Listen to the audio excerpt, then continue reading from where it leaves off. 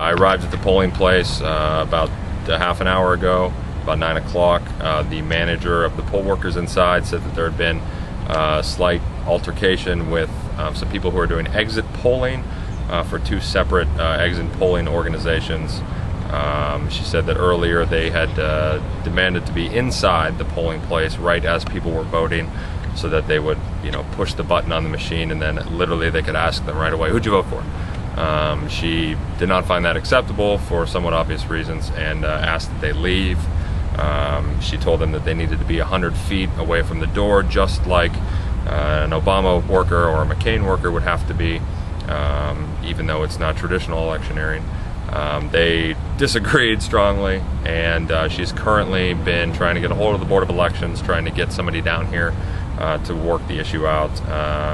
But so far, that's been about 3.5 hours ago, and so far no one's gotten back to her and no one's gotten down here yet. So right now there's not a lot of people here, thankfully, but she's concerned that once the crowds pick up at the lunch hour, there's going to be some confusion.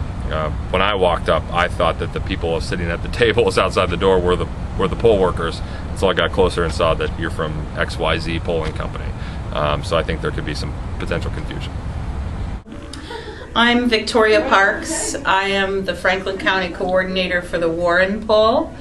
It's a well-established poll that's been done for 25 years, and I have a whole training program that I put my interviewers through, and they know exactly what they're doing when they go out to a precinct.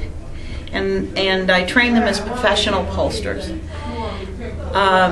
We had an incident at Columbus 25G where the poll judge was kicking them out beyond the 100-foot mark, and legal precedent has already been set that pollsters have a right to be within the 100 feet mark of a polling place, because they're not campaigning, they're just exit polling. And that's all we're doing.